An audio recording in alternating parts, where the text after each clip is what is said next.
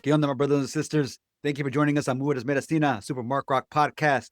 I am SuperMarkRock, aka Dr. Mark A. Lopez. Mujeres Medicina is just that, a movimiento, a movement. I am aiming to motivate gente, the people, the community, to build healthy habits and rituals by speaking to me, gente, my community, mi hermanas y hermanos, my A1s, dope, educated individuals. I want to explore their active lifestyles and strategies to recognize our collective dopeness in the process.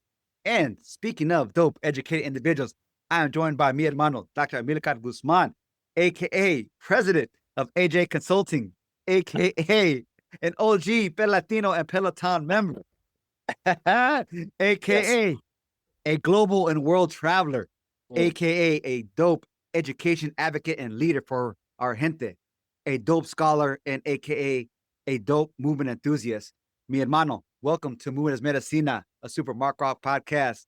Appreciate you for being with us this evening. Thank you for that warm intro. Thank you. Glad to be here, and thank you for all that you're doing to kind of shine a light on wellness and bringing important attention to this issue and making sure that we feel full and healthy and happy.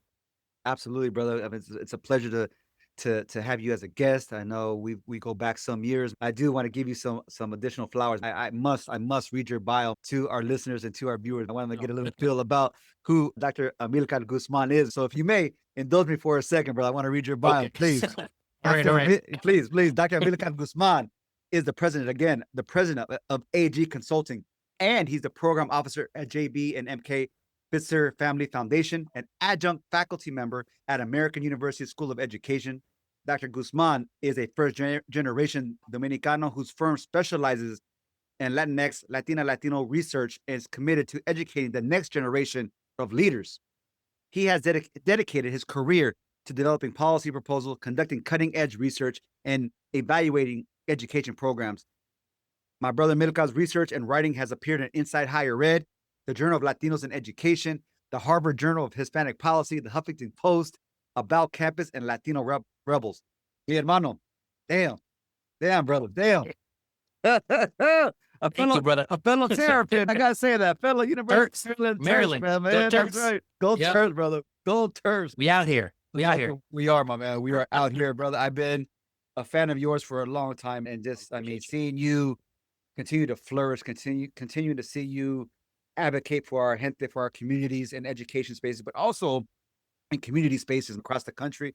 And around the world too, brother. You out there, you're doing your thing across the world in a number of leadership roles, getting that train, those tools, and bringing it back home to our gente. I just, again, I'm a big fan of yous and been following your career for a long time, brother. And it's an honor to rock with you, to know you, my man, and know that we're in this fight together, brother. So welcome again to Mujeres Medicina. If you don't mind, let's jump into the conversation. Is that cool? But before we do, I want to give you some flowers because when I was a young Terp, you were one of the OGs, right? You are one of the first Latino male to graduate from Maryland's higher ed program. You were a role model and someone I reached out to and wanted to get support from, and you were always there still, even now, right? So I appreciate you on so many different levels, and glad that we are continuing to collaborate on this journey called life, brother. Amen. Thank you for that, brother. That's right. I remember that. Many moons ago. Yeah. Woo, many moons ago, brother. I remember you reaching out and you did it. I know you had a community and village around you, and you did the damn thing, and you continue to do the damn thing, brother. So thank you for those flowers. Much appreciated, fam. Much appreciated. So, brother, so who are you, my man? Who's Dr. Guzman? I know I shared some of your flowers, shared a bit about your bio, brother, but tell the listeners, the viewers, who is Dr. Amilcar Guzman, brother? Who are you? So I'm a lifelong learner, brother. We kind of talked about the formal version of always going to school. Yeah. For me, I'm someone who's always interested in what's next, right? Like what is going on, what's happening, how are we centering different voices in discussion, right? Whether it's those who are like me, first gen, brown kid, family from the Dominican Republic, came from low income, or folks who are coming to this country for the first time, right? How are we centering those voices in those conversations, in those discussions? How are we furthering our learning to being able to do things to to do things like that, right? So I'm someone who is always interested in kind of that quest, that thirst for knowledge, and making sure that we're centering those voices, those discussions. Who's not at the table, and how are we bringing those conversations forward? I'm also someone who really, really enjoys music and dancing. My mom says that, and she tells a story often, right? She's like, when you were little, before you could walk, you would get up and like wobble when there was music playing, right? And she has Yeah. pictures of that, right? I'll send it to you, Mark, Por afterwards. favor, But por favor. it's me trying to dance, right? So dancing has always been a core part of who I am, and who I am as a person. That's right. It helps me connect to my culture, right? To my ancestors. Mm-hmm. It's great exercise. Yeah. And at various points of my life, I've turned to dancing as an outlet, right? Yes. Yes. You know, in college, I taught dance to students on campus, right? So I was able to then bring my culture to them, right? Someone who loves dancing, someone who loves to travel, learning about different cultures, like how do folks work together? How do they think differently, right? So that to me is something that's so critical. Travel, being able to learn, being able to push, being able to dance, and also looking out for those who don't have those chances and who are not centered in those discussions. I appreciate that, brother. Yes, I believe we share that same passion for music and dancing. I remember early on just loving music and connecting to music as well. I mean, from the cultura, but also hip hop and soul music and R&B, what we were exposed to at such a young age, man, and what that music did for my spirit. And like you said, it was I mean, connecting to the ancestors through cultura and always music being played at home, not knowing what. I mean, it felt that I was dancing. I mean, you're moving, you're a kid, you're a toddler, whatever. Right. But you felt that connection, you felt the movement, you felt that spirit through you. So well, of course, we'll get into that. I definitely want Yes. to delve a little bit into that the music and that movement piece for you. Well, brother, share with us, man. Share, when did your wellness journey begin? When would you say that that began for you, your wellness journey? Oof. Um, it's interesting because like I've been on different kinds of wellness journeys, right? Mm-hmm. You know, as a kid, I was a pretty chunky baby, right? And so being throughout my life has been like I've been chunky, and then I've been skinny, and then I've been chunky again, and then skinny again. You know, at times in my life, trying to finish my doctorate, I was chunkier, right? Mm-hmm. Middle school, chunkier, right? So I've always been on these ups and downs when it comes to physical wellness. Mm-hmm. Um, I've always wanted to get better, get more fit. So that's been since I was very young. I can remember wanting to be like, I don't look like other people, and I want to be fit, and I want to be healthy. Mm-hmm. And so what can I do to kind of get there, right? Like, what are the things that might be uh, uh, the right things for me to kind of get to where I need to actually be? So I think it's wellness is a lifelong journey, right? Mm-hmm. And in particular, when we think about physical, that's something that I think as we grow and as we age, it's something that we want to be able to really embrace Yes. and engage fully. I don't think it's ever over, because as I talked about, I've had ups and downs, right? Yes. But it's something that I am always going to be focused on, always looking towards, and certainly as I age more and my body changes in even more different ways, it's something that I want to be closely connected to. Um, Mm-hmm. but there's other aspects of wellness too. You know, I think kind of spiritual, right? What does that kind of look like? So I talked about the body, your soul, right? Mm-hmm. And that looks different for different people. That's right. You know, I think one thing that's been very important for me in that aspect of my wellness journey has been being able to use and engage in therapy, right? To Mm-hmm. understand what are the key things, the key experiences in my life that have led me to become who I am, right? Right. That's been an interesting journey. I think earlier in my life, you know, being a Latino male, right? Mm-hmm. You know, you're often stigmatized for talking about feelings and emotions and wanting to understand. And I really think that it was after college when I was a young professional in Washington, D.C., and starting to grapple with things and starting to look at the way that I was living, that I needed to unpack a number of different things, right? Things that I saw as a child, experiences that I had. So it really wasn't until my early 20s in which I started to have conversations with different kinds of therapists, Mhm. to really start to understand who am I, right? How am I connected to this world, right, and other worlds, right? What does that kind of look like? Mhm. So that was, I think, a transformative experience for me in my early 20s. When I was a student at the University of Maryland, I continued that, wanting to understand and grapple with a number of different issues. Mark, as a doctoral student, there's a lot of pressures that you face, and wanting to navigate those things and understand, how do I manage all of this, and who am I, right? That Mhm. question that I've continued to come back to. And No, you know no, please, the bro. Please, yep please. yep the my journey, or in terms of therapy, I think the final piece has been living in Chicago for the past 3.5 years, right? And Mhm. having lived in prior to that in DC for close to 15, that was a transition, a new place, a new city, right? Wanting to understand, again, who am I? How am I connected to? What am I connected to? Um, in that aspect, for me, it was very important to really seek out and find a Latino male therapist, right? One that Mhm. matches my identity and that could understand a number of experiences that unless you share that, right, it's hard to kind of connect to. Yeah. And that, to me, had been, I think, the most recent transformation in that aspect of my wellness journey, Mm. wanting to continue to grow, develop, understand who I am, and how am I connected spiritually to a variety of different things. No,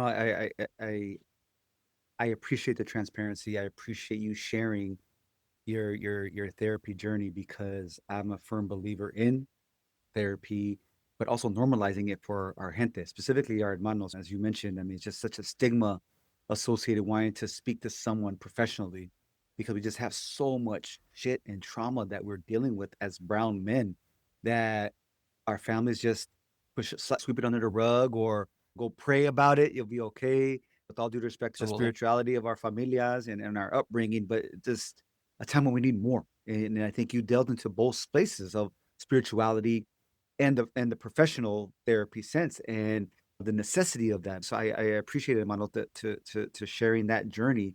And if I understand you correctly, you pursued that in your early 20s, the therapy piece. See? Absolutely. Yep. Yep. Mm. So I was 22, 23, Mm. and it, for the first time. And, you know, like you said, it was like, should I be doing this? Like, wait a minute. This isn't what a Latino male does. You hold it in, right? You don't really share. You just Yeah. hold it together for everybody else, and you Right. keep it moving, right? But that was a transformative step that I took, right? And I've been on that particular aspect of my journey. I've been doing that since then. That's beautiful, brother. That's beautiful.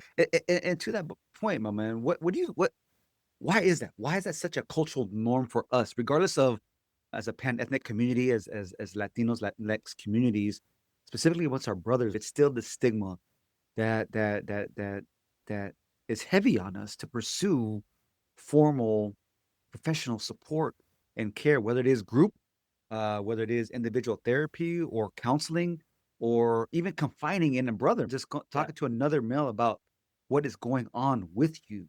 What do you think that's about, brother?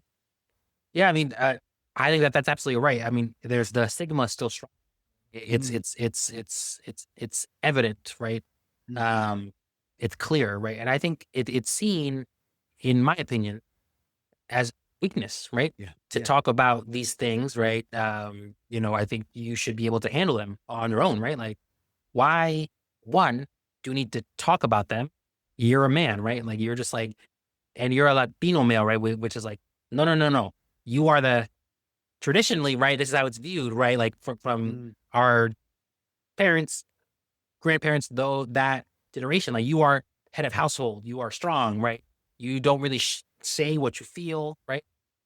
That's the version of masculinity, right? That I think that exists and it's still prevalent, right? So mhm, anything against that is like weak and wrong, yeah, yeah, and you should not be sharing. mhm, And it's interesting because, I have a group of Latino males that I talk with frequently, and it's refreshing to be able to share the things that we're facing, right? Because like the issues that we're grappling with, right?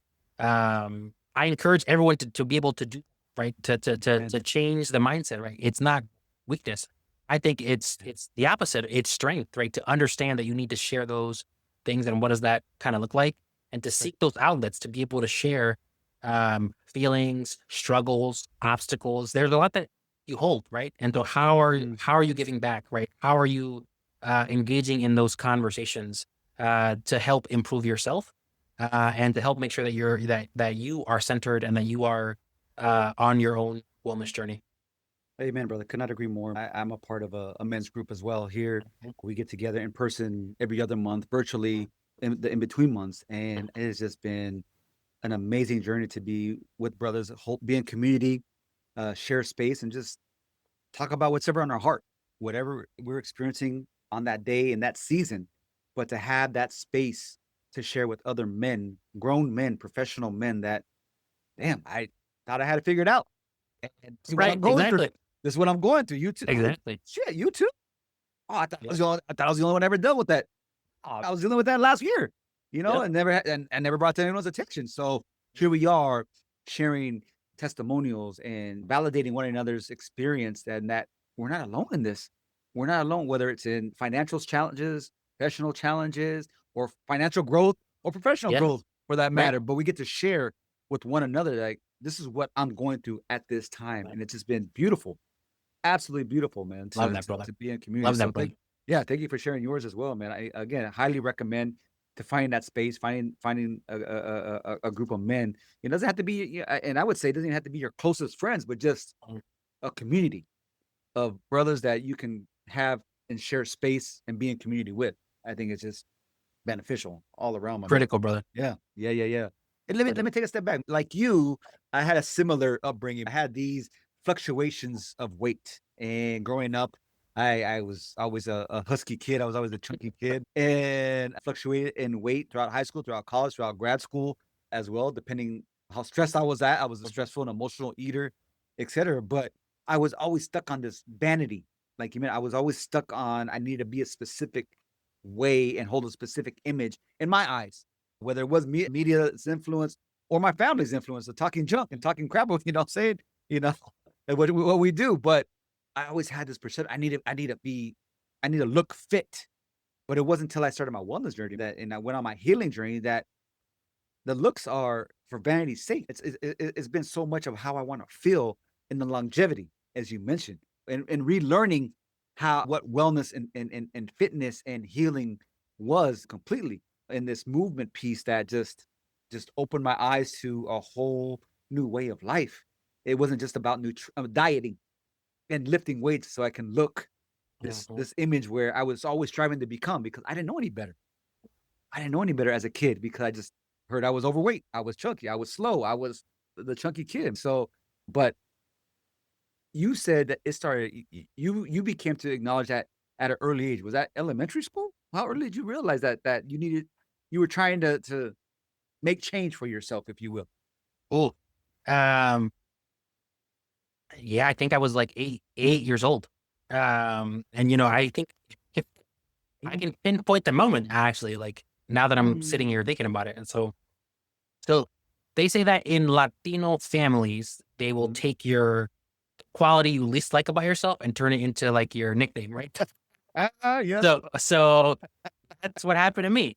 And so I want to give a shout out to my tia. She recently passed a couple of months ago. So rest in peace, tia. I have so much love for her, but she coined the name that really, and she would call me that until I saw her last a year ago. Right. And so like, even being almost 40, that was the name that she would call me. And it was gordo miel, right? Gordo miel. And so I'll translate, right? It means like fat honey, essentially, right? And it's what she would call me. And I remember it was like I was 8 years old and she started calling me that. And for short, she would call me gordi, or like fatty. Yeah. and she meant it as of course, a term of Cariño, yeah, term of endearment. and I love my Mm. tia very much, but like I internalized that, right? From that age Absolutely. of being like, oh, you look different. And then, of course, at that age, you have peers who are like, oh man, you're fat because, Mm. or you can't run as fast as I can. Right? Mhm. So, and that continues on into middle school when you're changing and so that's, I think, the earliest point where I was like, huh, I can't really look like this, or I don't want to look like this because I'll get teased or I don't Mhm. look like other people. Mm. So that's Mhm. kind of, I think, the first indication of wanting to make some changes or thinking about, okay, what am I eating? How do I not eat as much or not don't eat as much candy or pizza or fast food, those kind of different things. Back during those earliest years. 8 years old, brother. Yeah. 8 years old, Yeah. you realize that. Yeah. Wow, familia. Right. Yeah. Um, It's no different in my household, man. So I'm like, you totally yeah. relate. I Yeah. mean, pick a sibling, pick a primo, I mean, yes, similar. They pick that one characteristics on you, and then that becomes who It you. does. Oh, Thankfully, the rest of my family didn't call me that. It was just my tia.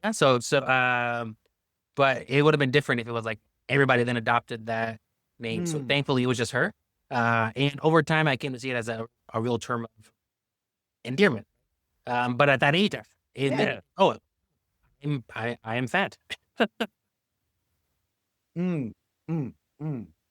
Yeah, and that's the thing, brother. I mean, you internalize that as a kid. I mean, as you're going through your own development, you internalize how our elders, how people, our role models, familia look towards you, and you're like, well, I guess that's what I am. I don't know anything different. You know what I mean? And just what that did for our own mental health and our own psyche and our own self-esteems, right? Because you're trying to not fit that image because they see it. Here you are, this kid, you see, they're calling you this, and then similar growing up as well. And you're like, well, damn, maybe I am gordito, maybe I am slow, maybe I am not the first one picked on the play hoop or something. Well, they're onto something, I guess, and the thing is, that's what's so messed up. And they were giving us the tools to fix it. They were they Yep. were okay, mijo, mija, here, let's eat some more veggies. Let's not eat as much fast food, or hey, let's go for a walk around the block. So nah, they're just Yeah. stuck with the name, the name. Yeah. Yeah. I mean, that's absolutely right. For me, I mentioned kind of growing up low income. So I think part of that was also a facet of income, right? And Yeah, absolutely. what was available. And I think, by my mom and that like they did the best that they could, right? So, as I look back, I try not to say, oh, like, should have given me more like this and that, Right, right? right, But right. uh, yes, I think it could have also helped, right? At that point in time, in terms of like, what does the diet kind of look like and how could we improve and change certain things and um, want to incorporate things that might look different. And I think increasingly that's, you know, a facet of income, right? And, Yeah. and resources, right? And we're seeing that today. We think about what we're seeing with different supports that are out there, right? For Sure. families that might kind of need that, right? Mhm, Those things are critical, right? To help ensure that families are healthy and active. mhm. Amen, man. Amen. And I mean, there's so much advocacy and that is taking place, but still needed Yep. as well. I mean, in these times where we're still seeing with the price of groceries, the food deserts, access to good quality groceries, et cetera, et cetera. I mean, what we grew up to, what you just shared, what I grew up to as well, being on government assistance, being low income, and not knowing any different. I mean, that's just there was food on the table. Yep. We had a roof. I mean, we had a roof over our head. There's food on the table. We never missed a meal. Gracias a Dios. I mean, we didn't. Pero I mean, now in retrospect, like, oh my goodness, that's what we were eating. Oh, Right. we were eating what? Right. Right. We were- True. True. I'm just like, yeah, I won't go into that listeners' viewers about some of that those canned meats and dry foods that we were eating. Oh, But I mean, oh man. you catch what we're throwing. You can Woo. catch what we're throwing. Oh man. So, brother, what do you mentioned earlier? You were an avid dancer and lover of music. what are you doing today? You mentioned you have your men's group. You're still going to therapy. What else are you doing for your wellness? You know, in addition to the movement, the dancing, the therapy, the group. What else are you focusing on for your wellness at this time? I think as I've gotten older, and I talked about this a little before, that my definition of wellness has expanded, right? Before Mm-hmm. I thought it was like lifting weights, eating right? Yeah. But there's so much more, right? There is, how are you resting? Mm-hmm. And resting can look different to different people. As easy as like, how do I make sure I get enough sleep, right? And shut down and limit my screen time and limit social media, right? And all these things that are out there to distract you. Mm-hmm. So that's a key aspect of having a routine in terms of going to sleep, getting up, Mm-hmm. trying to limit certain feeds, limit certain things, limit the time that I spend on those on different apps, right? Like all those things are critical to me. I've also undertaken, and this has really been this year, right? To the point of like wellness is a journey. I've undertaken meditation, right? And so how I start the day and really center myself and Mm-hmm. and breathe, right? And get breathing and do some breath work. Yes. That's been super helpful. And I've grown it across time. I started, being able to just do 30 seconds, and now I'm up to 10 minutes or 10 to 12 minutes a day to start meditating and centering, right? There's so much that we're holding, right? That we have to Yeah. engage in with work and personal and family and all these different things. But how are you taking time for yourself to begin? For See. me, at least, it's to begin Begin. when it's the quietest, when See. I'm the most centered, and I'm Beautiful. nourishing myself first. Mm-hmm. So meditation has been something that's been new this year. Mm-hmm. Mm-hmm. And then I think one of the last things I think for me is I'll talk about nutrition and diet, right? But in particular, I've really gotten into tea, which is interesting because when I was young and I would see family drink tea, I would be like, why would anybody ever want to actively drink tea? I don't understand. Why would anyone? Now I'm like, that is me. I am a guy who has a cup of tea in the evening, is like, this is great. Nothing better. And as I've gotten again Right. older with age, I now have to get decaffeinated tea because my point on like sleep. Yeah. And like maybe 5 or 10 years ago, like I'd be like, why would anybody make or buy decaffeinated tea? I'm just like, I don't understand. And now I understand because you will be awake. And like people would say that to me when I was younger. I'm like, no, it is true. I will wake up in the middle of the night or like at 4 a.m. Because of having drank green tea. So that I think is something that it helps to nourish me. That kind of tea in the evening, meditation in the morning, and really trying to limit all of the what I call noise, right? To make sure I can be Yes. sharp and clear, right? Those are things for me that Love it. I try to strive for and try to put into practice each day. No, that's beautiful. And I just want to echo the meditation. So on the flip side, go to bed to a meditation a minimum 5 days a week. Wow. A minimum 5 days a week. The meditation is on. And I mean, I'm out before a 30-minute meditation. I mean, I'm out before the class is Wow. even over. Highly, highly recommend listeners, viewers, if you have not tried either a morning meditation or a sleep meditation to start your day, to center your day, or to end and wrap up and just get into a nice, comfortable, and relaxing state. Highly recommend echo Brother Amilcar's advice on the meditation front. It is a beautiful, beautiful space to focus on your breathing and just centering self, beginning of the day again, or at the end of your evening. Also, the tea. That's a ritual that, yes, 100%. Every night before bed, it's a nighttime / bedtime tea, man. Every night, like clockwork, doing Yep. tea. Who would Yep. tell me 15 years ago? Exactly. Like, who am I? Who am I? What happened to me? What? That's right, brother. That's right. But I mean, again, these ways that I mean, I think we're both big nerds at heart, lifelong learners that we just continue to read and study and want to pour into ourselves to be the best versions of ourselves and want to nourish our bodies, our spirits, our minds, so they could be just optimal at its optimal space, man. And we're exploring ways, again, the nutrition piece, the meditation, prioritizing sleep. And I will even take it a bit further, prioritizing just being still and calmness amongst the noise, because I think you're spot on, just eliminating ourselves from noise. There's just so much noise and streaming and whether platforms that we can opt into, but just being still and quiet is I believe is powerful.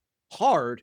It took me years to really get to a place of just, again, another form of meditation, I believe, but just sitting still and just relaxing, just being still, my man. I mean, it is a beautiful feeling. It's a, I believe, a space of liberation, because our gente, specifically our elders and our grandparents, blue collar workers, farm workers, predominantly factory workers, working 6-7 days a week, sometimes multiple jobs. Rest was active resistance. You know what I'm saying? Joy was an act of resistance. They couldn't afford it.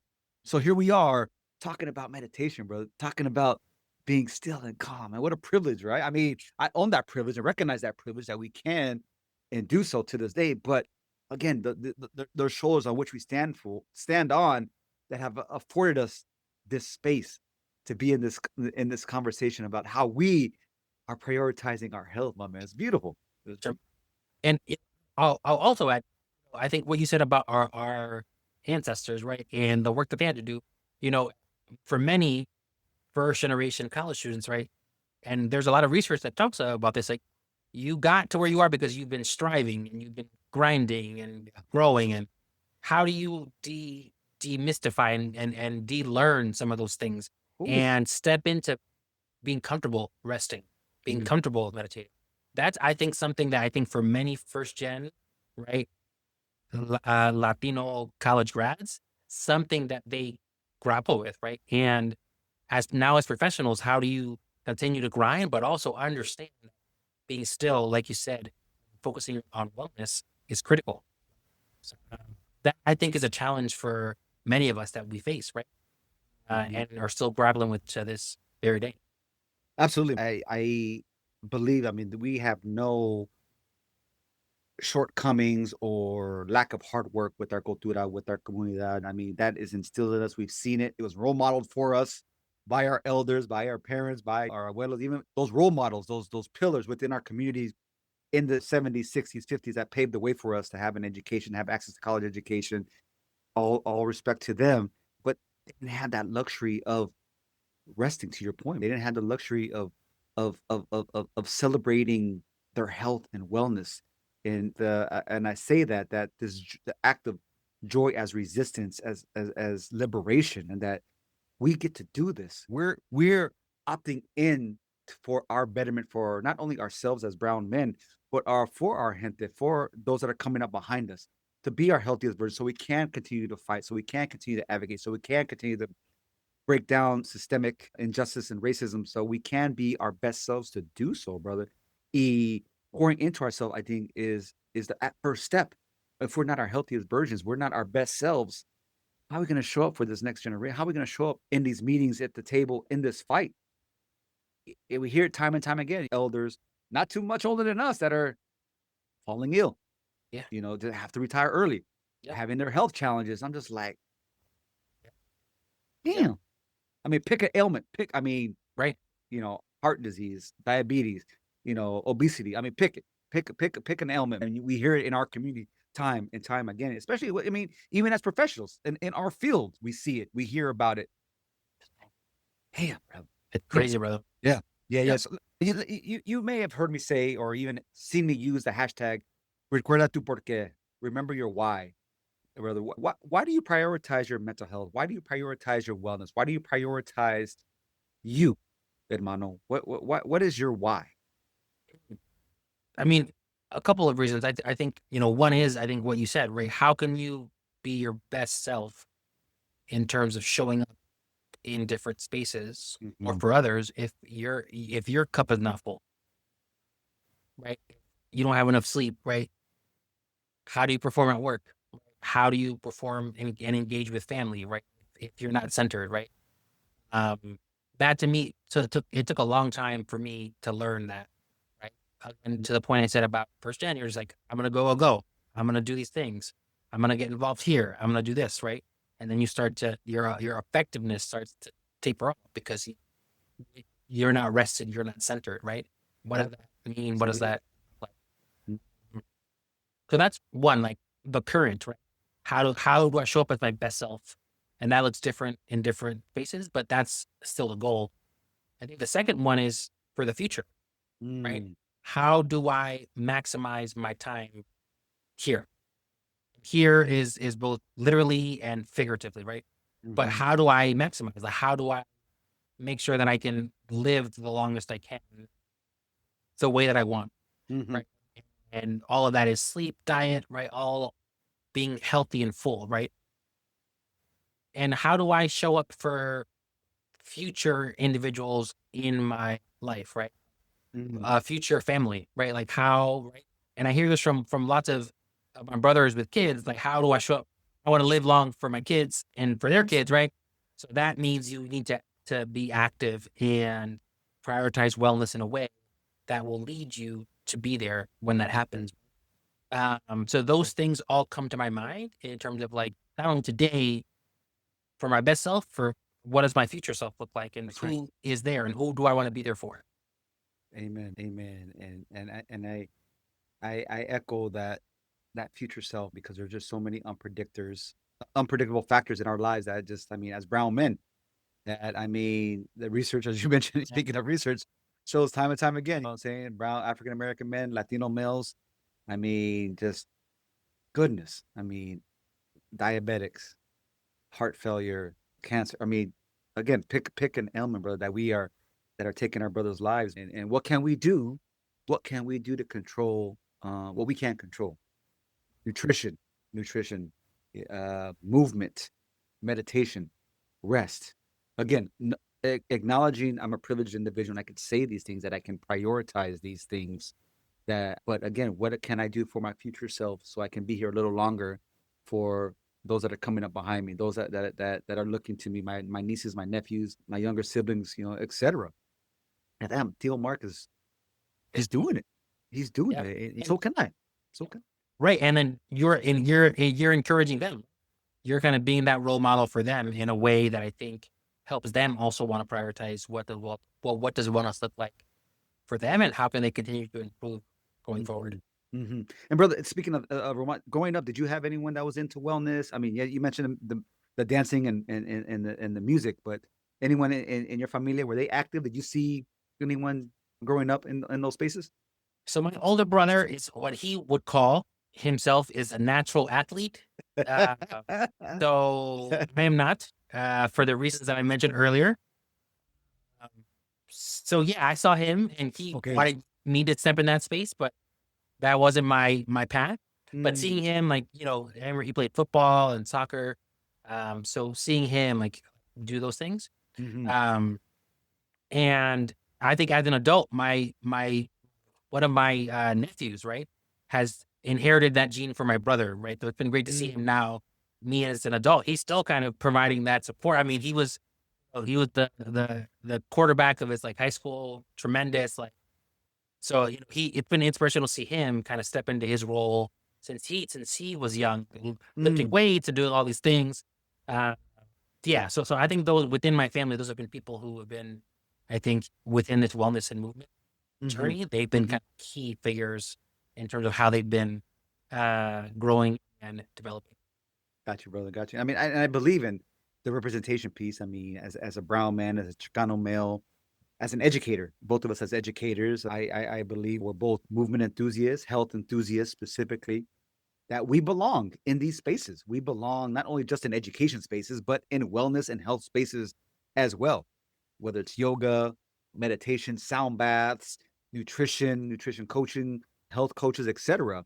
I believe in that representation in these spaces. How do you, brother? How do you show up as a role model? Because I believe you are. I mean, not only to your nephew, but to others in CHCI, others that are coming up behind you in the spaces that you represent and you're involved with. They look to you and look up to you and seeing what you are doing, seeing the work and your impact. How do you show up as a role model in these spaces, bro? That's it. That's it. Well, thank you for that. That I think is a deep question. And, I think for me, I think authenticity is important, right? So I think I'm Mhm. very, I've been Mhm. honest throughout this conversation about Yeah. here is my name as a kid and I'm not an athlete. All that is true, right? I mean, those are just facts. So for me, in conversations with folks who are my age, older, younger, I always seek to kind of be authentic. This is where I'm at. These are my struggles. This is what I'm dealing with.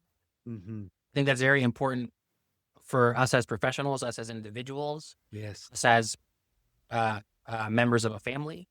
So that to me is critical. I think I'm a big, as I mentioned, enthusiast. I tell people about dancing.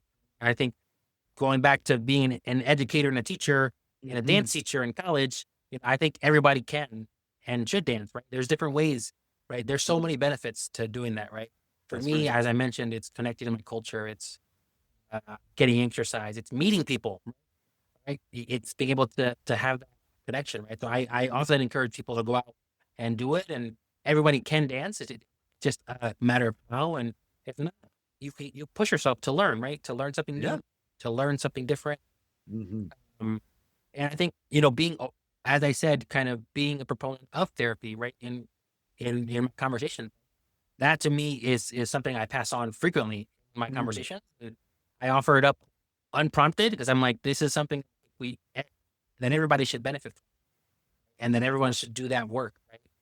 That's Um, right. we all have to do that work, right? We all have things that we're dealing with from our past or our present. Yeah. We all have obstacles, right? That's how we are the person we are through the things that have shaped us. The Mhm. work is how do you manage those things? And we all have to Mhm. do it, right? So Mm. I'm a huge proponent in doing that work. And it's hard because Mhm. you'll encounter things. I don't want to face this, or Yeah. why am I like Yeah. this? Yeah. Right. But unless you do, you will you will repeat patterns across time.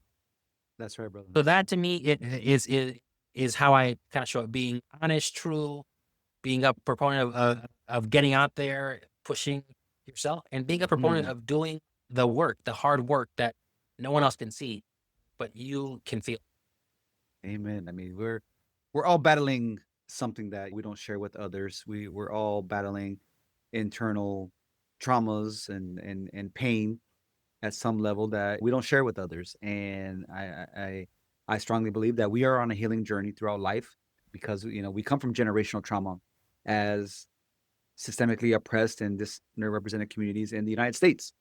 We come from these traumas that our ancestors, our elders, didn't have resources to seek out therapy or attend the gym or eat healthy or speak to an elder or a spiritual leader for that matter, or it was very far and few between for that. So we show up in these spaces as our authentic selves, and I love the fact that you say that because again, as brown men, we just can become so guarded and just and not show this to our community, especially the young brothers, that this is the real me. And I'm arriving in this space in front of you as the real, authentic, and vulnerable self. And this is what I've gone through throughout my journey, this thing called life. And I want to share it with you because I want you to learn from what I've experienced and have gone through, so you don't have to face it. Because life is hard as it is, right? life is lifing. For sure. And if someone can share, here's a rope, here's a roadblock, you got to go around it, go a different way, Yeah, then that is, I think even more helpful to hear that from our yeah. gente, from our Amen. Amen. So tell the listeners and viewers, brother. Sorry, I didn't ask this earlier, but what type of dance do you teach, and what's your brother. preference? What's your I know you said So cultura, being so Dominican, everybody uh-huh. knows that bachata is central to who we are. So I'm a bachatero for sure. And Okay. there's different versions, like there is like sensual, and Hmm. but I'm more of a traditionalist in that sense. So I love a good bachata. Merengue also, right? That's what I mentioned that I would get up and that's what I would dance to, right? So that's like in my blood. And it's hard to explain. Like I can't explain it. It's just like I No, feel it and I'm that's like, right. gotta go. Hmm. And of course salsa is something that I also love and something I had to learn, right? So speaking of like lifelong learner, I didn't pick up that till like I was in high school. Mm. So like that's a thing that like I have learned, and I think more so than merengue and bachata, right? But those versions of dancing, and then as I've gotten older, like different kinds of dance, tango, cha-cha, punta, cumbia, all these different kinds that I'm just like, let's try it, right? That's how I stay connected, and I continue to kind of learn. Continue. I love that. I love that. I mean, I didn't learn. I didn't learn how to dance salsa. I didn't. I don't think I believe I heard salsa until college. I mean, I didn't grow up to it. In the Yeah, West, I didn't grow up listening to salsa, especially growing in the barrio I come from in Phoenix. We listened to lowrider oldies, hip hop, soul there you music. go. There it is. That's what we lived on. That's what my parents listened to. So, like you said, always hearing this music in the house, in the car, going from point A to point B. My mom or my dad or tia or tío, they were always blasting oldies, soul music, soul old school R&B music from the 60s and 70s. And like you, and just felt it and just hit that a little head nod. You're like, Okay. this is speaking to me. It's just, you know what I mean? There you go. It stuck, but it wasn't until college when I was first introduced to salsa, merengue, bachata. I mean, instant connection. I'm like, this is amazing. This is beautiful. And learning about the history and the story of salsa in Nueva York and in the salseros, and then and just even going back further to boogaloo, Latin boogaloo, and Yes. big bands and todo eso, man. It's just beautiful sound, beautiful genre of music. Yeah, I mean, every opportunity that it's on, like you, just getting out there and in the spirit of community, brother, just breaking down. So I appreciate you sharing that. Definitely. So, brother, what words of wisdom would you have for our listeners, our viewers, who have not begun their wellness journey, or just feeling stuck, like they just don't know, they just hit a rut, they just don't know where to go, they don't know where to turn to. What would you like to tell them? So I think a couple of things. One is progress is not linear, right? Or life is not linear, right? And I mentioned as a kid and growing up, chunky, skinny, chunky, skinny, chunky, skinny, right? Up and down, up and down, up and down. So that's like, I think the first thing, right? That's normal.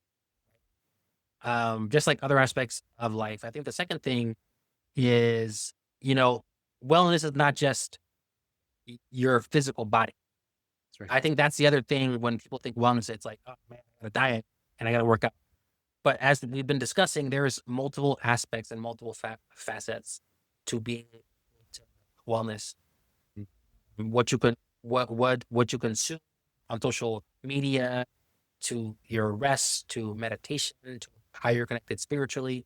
All those are different aspects. Mm-hmm. And if you're not in balance, right, then that's okay, right? You're kind of focusing on other areas, right? You're delving into different areas. So that I think is the other piece to expand how we define wellness, right? Not just one way. There's multiple aspects, and seeking to kind of learn and grow from all those different areas.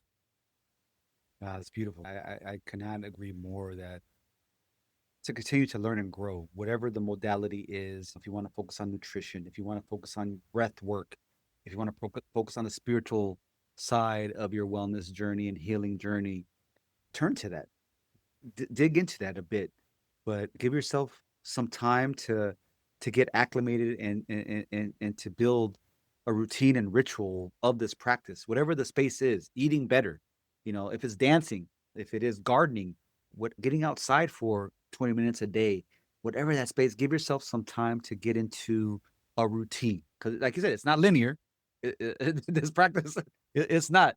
I mean, it's just I began my journey 7 years ago. It's hard to believe that I began this wellness journey 7 years ago. As I shared with you, I was doing this all for the wrong reasons, for vanity's purpose, to look a certain way, but not to feel good and for longevity's purpose. But I did not know what that meant until I became a student of this space of wellness and mental well-being and my own healing and what that looks like. And as you said, brother, it hasn't been a linear journey at all. It's been multiple chapters, multiple facets that of this journey of spirituality. In this chapter, nutrition, the movement piece, and how am I incorporating music as therapy? Now, how am I bringing more therapy, other different type of therapists into the conversation when it was just this one individual I was going to.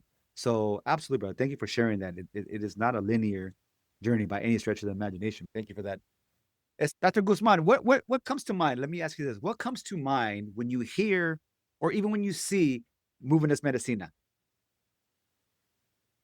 Wow, I mean, I think when I've seen, right, seen you and talking about it and the way that you talk about it, and it, to me, it's like it's critical to who we are, right? And medicine, I think, can be described in so many different ways. You have the traditional sense, Mhm. cultural sense, historical sense, right? But I think it's really central to us and what we need, right? It's as it's equivalent to air, water, right? The basic necessities that we need in order to be successful. We need to be able to move, whatever that looks like, run, dance, walk. It's essential for us to be healthy, happy, and whole. Thank you, brother. Appreciate those words. Thank you. I asked my previous guests, you don't know who they are, they didn't know you. Give me one question for my next guest. Give me something that you would like me to ask them. So here's our question for you, Ro. What do you want your legacy to be? Whether it's in education or in wellness, what do you want your legacy to be? That is so deep. I'm gonna have to think of in one equally as deep for the next question. Um, yeah, I think I've been very fortunate to be in spaces that I think, like you were saying before, we're extremely fortunate to be in where we are in terms of spaces. Mhm. And for me, I always try to advocate for those who are not able to be in those spaces, right? That's the reason why I went to get my doctorate, because I could get into spaces and help make change for Mhm. those who didn't have that opportunity. So that's how I think I would like to be um, remembered, I guess, in terms of legacy, right? Being able to do that, like, that is the point of all my work, right? Professionally, personally, right? Being able to provide that perspective, that point of view. I think also someone who is, I mentioned, authentic and real, right? Very like, this is me, this is who I am. Like, I don't need to hide from who I am. Mhm. Uh, this is what I'm about. I think those two things are, I think, when I think all aspects of my life and things that I've done and how I would want people to describe me, it would be those things for sure. Mm. I mean, I know you mentioned a few times, bro, that's the having you want to make sure people have our gente specifically want to have a seat at the table. Now, I want to take you a step further, and the work you've been doing and that I've been following throughout your career is that you're building the table, hermano. You're building the table for us Oh to gosh. be seated at that table. You know what I'm saying? I mean, you're identifying ways. Yeah, we belong in these spaces. We belong at this table. We belong at this table. But you are even taking as far as you are starting and have been, not even starting, you have been building a table for our gente, for our brothers and sisters to have the opportunity to have their voice, to share their testimonies, to share their experience, my man, and you continue to do so. So I appreciate the work that you're doing, and thank you for the work that you do, fam. Appreciate you, brother. And Yeah. as I said, you, from when I was young, an aspiring doctoral student, you kind of paved the way, and our conversations many years ago helped kind of gave me the the uh, the ability and the thought, the motivation to be able to move forward, right? So you've been a critical part of my journey, Thank you, and brother. want to thank you for that, brother. Absolutely, absolutely. So give me on the flip side. On the flip side, hermano, give me a question that you would like to ask my next guest. You don't know who they are, you don't know who it is, but give me one question that focuses on wellness, mental health, fitness, spirituality. Give me a question for them. That's deep. Uh, Ian, how do you not live in regret when it comes to your wellness journey? So how do you make sure that you're living Mm, in your purpose? how do you make sure you're living in your purpose, not in regret? I love that. I love that. That's deep, fam. That's deep. Right. So I try to do what is equally deep as I got. So yeah. Mhm. That is. Well, Dr. Amilcar Guzman, I am continuously inspired by you and Mano. please keep doing the damn work that you're doing. We need you in these conversations. We need you in this fight, la lucha. I'm constantly inspired by you. You're a blessing. You are sacred. I mean that, and I mean it's an honor to rock alongside you in this education fight. So I appreciate your wisdom. I appreciate you sharing and as well as your transparency with the listeners and viewers, my brother. So thank you, man, for your time. Thank Appreciate you, you, man. brother. Yes, sir. Yes, sir. Thank you all. Mi gente, remember, recognize your dopeness. We are dope, educated individuals. I firmly believe that. Like this episode, ask us questions, give us feedback. Follow me at Moving as Medicina, as well as SuperMarkRock, YouTube, Apple Podcasts, Spotify Podcasts at Moving as Medicina. Let me, before I forget, Dr. Guzman, where would you like to be found? Where, LinkedIn, social media, where would you like to be found, my brother? Yeah. So LinkedIn is great, and it's just my name. But I think also Instagram is always a great way to connect with people too. It's Dr. A Guzman, and I'll be happy to connect with folks there too. Appreciate that, brother. Appreciate that. Mi gente, recognize your dopeness. Gracias for your time, for your listening, and for the viewers out there. Paz y luz.